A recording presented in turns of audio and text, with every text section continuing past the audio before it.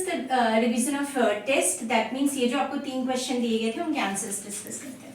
सबसे पहला क्वेश्चन था बेटा that was of 3 marks. जो ये वाला क्वेश्चन था ये 2 नंबर का था और जो लास्ट क्वेश्चन था that was of 1 marks. तो टोटल आपके 6 नंबर के टेस्ट हो गए. पहला देखो मैंने कहा right the chemical formula of silver nitrate. तो जब इस टाइप के क्वेश्चंस आ जाएं तो आपने डिस्कस क्या करना है. पहले सिल्वर की आप क्या लिख दोगे symbol that is Ag. Nitrate जो है वो मैं बोल रही हूँ पॉली एटॉमिक आयन है दैट इज NO3. अब देखो सिल्वर का जो वैलेंसी होता है वो 1 होता है और नाइट्रेट की भी वैलेंसी कितनी है 1. तो फॉर्मूला क्या बना AgNO3 राइट. सेकेंड आपका क्या था जिंक सल्फेट. तो जिंक का सिंबल लिख लोगे और सल्फेट का लिखोगे. जिंक का सिंबल हो गया Zn और सल्फेट पॉली एटॉमिक आयन है sulphur plus oxygen that is SO4. दोनों की जो वैलेंसी होती है वो 2 होती है. So we need not to write the valencies, it will remain like this. अगला लेड नाइट्रेट. तो लेड नाइट्रेट में देखो Pb. लेड की क्या है सिंबल Pb और नाइट्रेट के लिए क्या लिखेंगे हम NO3. अब देखो जो Pb की वैलेंसी है बच्चे वो 2 है और नाइट्रेट की वैलेंसी कितनी है 1. That means we will be writing it as PbNO3 twice. Any doubt in answer 1? Sure. अब आ जाओ सेकेंड क्वेश्चन की तरफ. तो सेकेंड क्वेश्चन में आपसे क्या पूछा mention the elements present in copper sulfate and slaked lime. सबसे पहला काम क्या करोगे आप इनके फॉर्मूले लिख लोगे. तो कॉपर सल्फेट का जो फॉर्मूला होता है वो CuSO4. ये तो तुम लोग क्लास 7 से करते आ रहे हो. ठीक है. अब देखो जरा कॉपर सल्फेट में एलिमेंट कौन सा प्रेजेंट है. तो कॉपर सल्फेट में जब तुमसे पूछा जाए ना एलिमेंट कौन सा प्रेजेंट है कॉपर सल्फर ऑक्सीजन तीनों का नाम लिख देना था तुमने. ठीक है. तो क्या आ गया तुम्हारा कॉपर सल्फर एंड ऑक्सीजन. तो दूसरा क्या आ जाएगा स्लेक्ड लाइम का फॉर्मूला. मैंने कहा था ये कॉमन नेम है और साइंटिफिक नेम क्या है calcium hydroxide. That means the formula is CaOH twice. अब फॉर्मूला कुछ भी है हमने किस चीज पे फोकस करना है कि ये क्या क्या प्रेजेंट है. तो ये क्या क्या वेरी गुड बोलते जाओ कैल्शियम ऑक्सीजन एंड हाइड्रोजन. हाँ जी बिल्कुल सही. तो जिन्होंने यहाँ पे लिखा है उनको मार्क्स मिल जाएंगे. ठीक है. अब आ जाओ आंसर 3 के ऊपर. थर्ड आंसर क्या कहता है which cation and anions are present in common salt. तो सबसे जो पहला काम करना है वो क्या है कॉमन सॉल्ट का तुम क्या लिख लोगे फॉर्मूला क्या है NaCl. मैंने क्या कहा था जो लेफ्ट हैंड साइड प्रेजेंट होगा वो पॉजिटिव चार्ज और जो राइट हैंड साइड है वो नेगेटिवली चार्ज. तो देखो जरा कैटायन कौन सा हुआ कैटायन मैं तुम लोगों को समझाने के लिए ये लिख रही हूँ पॉजिटिवली चार्ज. क्या होता है ये पॉजिटिवली चार्ज होता है और कौन सा बना दैट इज सोडियम. सेम देखो एनायन क्या होगा ये नेगेटिवली चार्ज्ड क्लोरीन. कैल्शियम किसी ने बोला था कैल्शियम इज Ca मेटल है और वो पॉजिटिवली चार्ज होगा. देखो यहाँ पे एक तो ये तुम्हारा जो है पहला पॉइंटर बन गया. अब इसकी जो मैं अभी लिखा रही हूँ जस्ट तुम्हें एक समझाने के लिए जो है वो डिफरेंस टाइप लिखा है पर डिफरेंस एग्जाम में नहीं आता है. Remember this.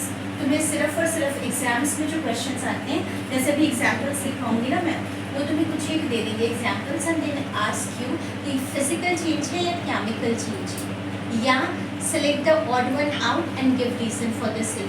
तो भी 3 तो उसमें क्या है केमिकल चेंज होगी एक फिजिकल चेंज होगा और वाइस वर्सा. रीजन भी तुम्हें वैसे ही चूज करना.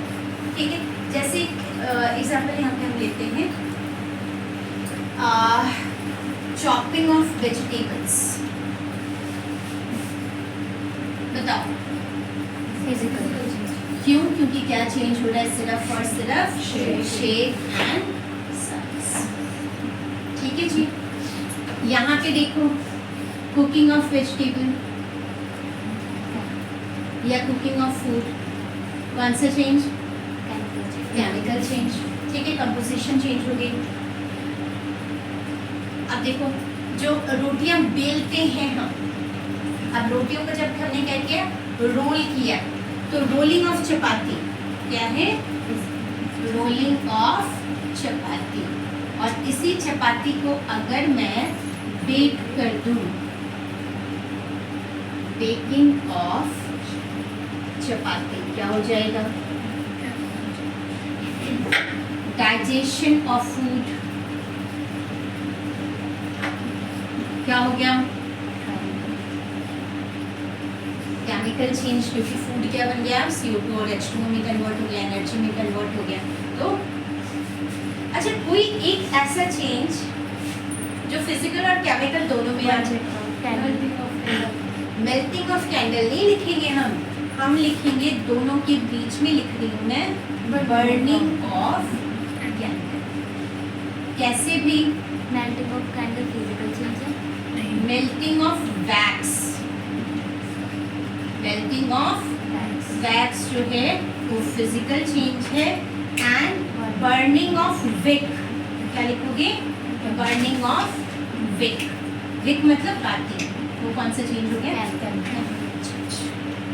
चीजें क्लियर है? पक्का? तो यहाँ पे क्या लिखोगे फिजिकल चेंज में कि भाई only shape and size of it changes. यहाँ पे क्या लिखोगे? Internal composition of the object completely और सब्सटेंस कंप्लीटली चेंज। यहाँ पे क्या लिखोगे? No new substances formed. यहाँ पे क्या होगा? Completely new substances formed having different physical as well as chemical property. Example में तुम्हें कार्टून वाला देख लिया, ठीक है? तो इसके अकॉर्डिंग तुमने ये चीजें करनी और एग्जाम्पल सारे के सारे लर्न करने। Any doubt up to here? 1 में जो पहली चीज है वो उन्होंने क्या ले रखा है? Magnesium ribbon. मैग्नीशियम रिबन, जो मैग्नीशियम रिबन होता है बच्चे, वो ग्रे कलर का एक ना मेटल वायर की तरह होता है, ठीक है? और रोल करके तुम्हारे लैब में रखा होता है। तो रोल करके एक वायर की तरह है, तो वायर का नेचर क्या होगा? सॉलिड। ये चीज़ें तुम्हें पता होनी चाहिए। अब हम एक्टिविटी 1 में करते क्या है? बर्निंग करते हैं। तो बर्निंग के लिए कौन सा गैस? O2। यानी कि यहाँ पे ऑक्सीजन है, तो ऑक्सीजन का नेचर क्या हो जाएगा? गैस। ठीक है बेटा? अब यहाँ पे जो पहला क्वेश्चन एग्जाम में आता है, जब हम मैग्नीशियम रिबन को हमें रब करना, बर्न करना होता है, तो उससे पहले हम उसको सैंड पेपर के साथ रब करते हैं। सैंड पेपर तुम सबने देखा होगा, वो मिस्त्री वगैरह जो है वो आयरन के जितने भी हमारे ग्रिल्स वगैरह होते हैं उसको क्लीन करते हैं उससे। तो कहते हैं कि सैंड पेपर से इसको रब क्यों किया जाता है? पहला क्वेश्चन। तो फिर क्यों किया जाता है कि रिबन जो है, मैग्नीशियम जो है, वो हाईली रिएक्टिव मेटल है। मैग्नीशियम क्या होता है? Mg2 positive. ये क्या है? मेटल है। एंड मेटल कैसा है? रिएक्टिव मेटल है। तो जब ये रिएक्टिव मेटल है तो ये क्या करेगा? जो एनवायरनमेंट में ऑक्सीजन प्रेजेंट है उसके साथ रिएक्ट करेगा और इसके ऊपर जो वाइट कलर की लेयर है वो फॉर्म कर लेता है। अब जैसे ये लेयरिंग फॉर्म होगी तो बर्न करोगे तो ऑलरेडी वो लेयर चढ़ा हुआ है, तो क्या बर्निंग इजी होगी? नहीं। तो जस्ट उस बर्निंग को इजी करने के लिए और इस लेयर को रिमूव करने के लिए हम सैंड पेपर से इसको क्या करते हैं? रब। अब रबिंग ये वाला क्वेश्चन आ गया। उसके बाद पूछते हैं कि भी क्या रिएक्शन होता है। तो बर्निंग में क्या लिखेंगे हम? Mg के साथ क्या लिख दिया हमने? O2। यहाँ पे सॉलिड लिख दो, यहाँ पे क्या लिख दोगे? गैस। और साथ में नाम भी इसका लिखते जाओगे, magnesium and this is oxygen. दोनों को रिएक्ट करवाया। रिएक्ट करने के बाद जो नई चीज बनी वो क्या बनी? MgO। MgO का नाम बताओ जल्दी। Magnesium oxide. जो मैग्नीशियम ऑक्साइड है बेटा, ये भी सॉलिड इन नेचर होता है। है। S मतलब सॉलिड। सॉलिड क्यों होता है? क्योंकि मैग्नीशियम ऑक्साइड जो है वो ऐश बनाता है। ऐश मतलब राख, ठीक है। अब जब हम रिबन को बर्न कर रहे होते हैं ना, तो जैसे ही आग लगाया हमने, तो क्या होता है रिबन में ना बिल्कुल ऐसा लगता है कि बहुत लंबी सी फ्लेम जा रही है, और फ्लेम का जो कलर होता है वो स्पेशली इस चीज़ को नोट करो बेटा, जो फ्लेम का कलर है वो है white dazzling flame, white dazzling, सफेद रंग की लंबी सी ऐसे फ्लेम निकल रही होती है, और ये कलर कैसा है उसका? वाइट। और डैजलिंग, डैजलिंग मतलब स्पार्कलिंग, बिल्कुल ऐन लगेगा कि आंखें चुन तुम्हारी चौंधी आ गई, ठीक है। तो वैसी फ्लेम निकलती है। फ्लेम की जगह फायर भी बोल यूज कर सकते हैं, but use the word flame, that is. अब सीबीएसई ना इजी वाली क्वेश्चन तो पूछती नहीं है, ट्विस्टेड पूछती है। तो सीबीएसई क्या पूछती है? A metal is burned, a metal is burnt and a white dazzling flame is produced. Name the metal. Magnesium. तो ये चीजें जो लिखवा रही हो ना मैं स्पेशल, ये तुमने याद रखनी। तो यहाँ पे क्या हुआ? एक तो तुम्हारा स्ट्रेट सॉलिड गैस मिक्स होकर क्या बना रहा है? सॉलिड। कौन सा? Magnesium oxide. और किस फॉर्म में बना रहा है? ऐश के फॉर्म में बना रहे। एंड देन जो जब बर्न हो रहा होता है तो क्या आइडेंटिफिकेशन है? White dazzling flame is produced. Any doubt? तो मैंने कहा था कि अगर रेड लिटमस इसके अंदर डालें तो क्या होगा? बेटा याद रखना कि अगर एनहाइड्रस है, यानी अगर तुमसे पूछे कि इसी ऐश में अगर रेड लिटमस डालोगे तो क्या होगा? कुछ नहीं होगा, क्योंकि जो डिसोसिएशन होती है कि एसिड है या बेस है, वो जब तक इसके साथ वाटर ना ऐड हो, हाइड्रेटेड ना हो, या पानी का कोई ड्रॉप ना गिर गया हो, तब तक वो एसिड या बेस नहीं बनाएगा। मान लो अगर इसमें हमने वाटर के ड्रॉप्स डाल दिए, H2O डाल दिया, then it will convert into MgOH twice. और अगर तुम्हें याद हो, यानी मैग्नीशियम हाइड्रोक्साइड बन गया। अगर तुम्हें याद हो, मैंने कहा था कि H पहले है तो एसिड, OH लास्ट में है तो क्या बन जाएगा? बेस। तो भाई यहाँ पे इसका जो नेचर हो गया वो क्या होता है? बेसिक। एक और टर्म यहाँ पे स्टार डालकर लिख लो कि मेटल ऑक्साइड्स आर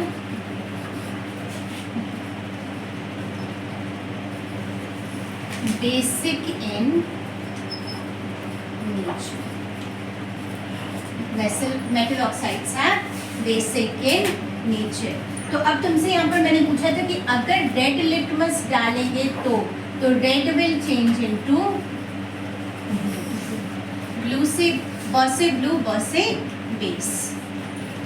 को देखो, एक ना कॉनिकल फ्लास्क में ये करते हैं। कॉनिकल फ्लास्क बच्चे कैसा होता है? इस टाइप का होता है, ठीक है। और यहाँ पे ये बना, ठीक है। कॉनिकल फ्लास्क में हमने क्या लिया? सॉल्यूशन लिया। क्या लिया? सॉल्यूशन। अब सॉल्यूशन किस चीज़ का लिया? साथ के साथ ही लिखते जाओगे। लेड नाइट्रेट का सॉल्यूशन लिया। कौन सा सॉल्यूशन लिया? Lead nitrate. साथ में हमने ऐड कर दिया, तो ऐड के लिए क्या लिखेंगे? प्लस। क्या ऐड किया हमने? पोटेशियम। क्या ऐड किया? Potassium iodide. क्या ऐड कर दिया? पोटेशियम आयोडाइड, ठीक है। तो कहता है कि भाई जब ऐड किया तो क्या हुआ, तुमने बताना है। ये सारे एक्सपेरिमेंट्स तुम्हारी टीचर को करवाना चाहिए, बट आई डाउट कि करवाते हैं। कुछ एक स्कूल्स करवाते भी हैं। तो लेड नाइट्रेट का यहाँ पे तुम्हें फॉर्मूला जो है वो पता होना चाहिए। क्या होगा फॉर्मूला? कि PbNO3 ट्वाइस। और पोटेशियम आयोडाइड का फॉर्मूला क्या होगा? Ki। जब हमने कहा क्या बनेगा, तो बेटा कहाँ से डिसोसिएशन को समझो और उसके अकॉर्डिंग काम करो। देखो, जो पॉजिटिव वाला है वो ब्रेक हो जाएगा, ये प्लस है, ये माइनस। यहाँ पर भी देखो, ये वाला जो है तुम्हारा ये प्लस है और ये माइनस। तो जो तुम्हारा प्लस वाला है वो किसके साथ अटैच हो जाएगा? माइनस के साथ। देन तो यहाँ पे जो नया प्रोडक्ट बना बेटा वो क्या बना? PbI2।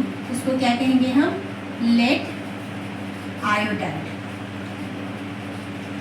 एंड साथ में बना KNO3, that is potassium nitrate. ठीक है जी।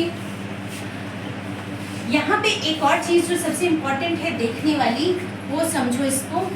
देखो जो लेड नाइट्रेट का कलर है वो कलरलेस है, there is no colour to it, तो ये क्या है, कलरलेस।